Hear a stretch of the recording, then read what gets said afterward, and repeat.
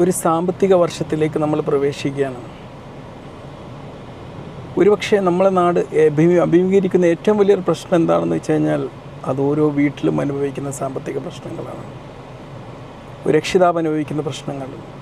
ഇന്ന് ആവശ്യത്തിലേറെ നീഡ്സുള്ള ഒരു കുടുംബം, അതിനെ പോറ്റാൻ പറ്റുന്ന പാടുകൾ, അതിനുവേണ്ടി ഫൈനാൻഷ്യൽ ബഡ്ജറ്റ് താളം തെറ്റുന്ന അവസ്ഥകൾ, ഇതൊക്കെയാണ് ഇന്ന് നമ്മുടെ നാട് അനുഭവിക്കുന്ന ഏറ്റവും വലിയ പ്രശ്നം. ആ പ്രശ്നങ്ങളിൽ നിന്നെല്ലാം വ്യതിചലിപ്പിച്ചുകൊണ്ട് മറ്റ് ഒരു കാര്യവുമില്ലാത്ത ചർച്ചകളിലേക്ക് നമ്മളെ കൊണ്ടുപോകുമ്പം നമ്മുടെ രാഷ്ട്രീയം മറന്ന്, ജാതി മറന്ന്, ഇത്തരം വിഷയങ്ങളിലേക്ക് ചർച്ചകൾ കൊണ്ടുവരേണ്ട അതിഭീകരമായൊരു സാഹചര്യം നിലനിൽക്കുന്നുണ്ട് എന്നുള്ളത് നമ്മൾ പലപ്പോഴും മറന്നു പോവുകയാണ്. നമുക്കിടെ ശത്രുതകളോ രാഷ്ട്രീയ വേർതിരിവുകളോ മതവേർതിരിവുകളോ ഒന്നും ആവശ്യമില്ല. ഈ വേർതിരിവുകൾക്കോ ഈ അങ്ങോട്ടും ഇങ്ങോട്ടുമുള്ള തർക്കങ്ങൾക്കോ ഒന്നും നമ്മുടെ വീട്ടിലെ പ്രശ്നങ്ങൾക്ക് പരിഹാരമാവില്ല, ഒരു കുടുംബത്തിലെ പ്രശ്നങ്ങൾക്ക് പരിഹാരമാവില്ല.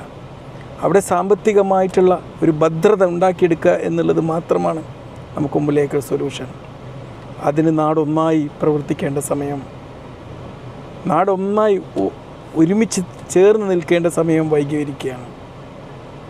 നമുക്കറിയാം, വലിയ വലിയ രാഷ്ട്രീയ നേതാക്കന്മാർ പോലും തങ്ങളുടെ വീട്ടിലെ ആഡംബര വിവാഹങ്ങളും മറ്റും നടത്തി കുത്തുപാളെടുത്ത് അവസാനം ജപ്തിയാവുന്ന സാഹചര്യങ്ങളുണ്ടാവുന്ന അതിഭീകരമായ കാലഘട്ടം. സമൂഹം ചില ക്രൈറ്റീരിയാസ് വെക്കുകയാണ്. നിങ്ങളൊരു ഡോക്ടറാണെങ്കിൽ നിങ്ങൾ വീട്ടിൽ നടക്കുന്ന ഓരോ ഫംഗ്ഷനും അതിൻ്റേതായ പൊലിമ വേണം എന്ന്. ആ പൊലിമ പൂർത്തീകരിക്കാൻ വേണ്ട ഫൈനാൻഷ്യൽ സിറ്റുവേഷൻ അവർക്കില്ലെങ്കിലും സമൂഹത്തിന് മുമ്പിൽ ബോധിപ്പിച്ചു കൊടുക്കാൻ വേണ്ടിയിട്ട് അത്തരം വീടുകൾ പണയം വെച്ചും വായ്പ എടുത്തും പൂർത്തീകരിക്കുന്ന അതിഭീകരമായ സാഹചര്യം. ഒരു ഇലക്ഷൻ നടക്കുമ്പം ആ ഇലക്ഷനിൽ വിജയിപ്പിച്ചെടുക്കാൻ വേണ്ടി സ്ഥാനാർത്ഥികളും മറ്റും ഒരുപാട് ഫണ്ടുകളും പിരിച്ച് അതിന് പൂർത്തീകരിക്കാൻ വേണ്ടിയിട്ട് സാമ്പത്തിക ബാധ്യതകൾ ഉണ്ടാക്കുന്ന സാഹചര്യം. എവിടെയും ബാധ്യതകളാണ്. ഇന്ന് ബാധ്യതകളില്ലാത്തൊരു മലയാളി ഉണ്ടോ എന്ന് ചോദിച്ചു കഴിഞ്ഞാൽ, ആർഭാടത്തോടെ നടക്കുന്ന സമ്പന്നനായി നടക്കുന്ന ഒരു വ്യക്തിയുടെ ജീവിതത്തിൽ പോലും ആ സമ്പന്നത അവിടെ കാണിച്ചു കൂട്ടുന്നത് ഒരുപാട് ബാധ്യതകളുടെ തറയിലൂടെ മേലായിരിക്കും എന്നുള്ളതാണ് സത്യം. അത്രയേറെ പ്രശ്നങ്ങളാണ്. ഒരു മനുഷ്യനെയും അവൻ്റെ പദവിയോ അവൻ്റെ ആർഭാടങ്ങളോ നോക്കി വിലയിരുത്താൻ പറ്റാത്ത സാഹചര്യം.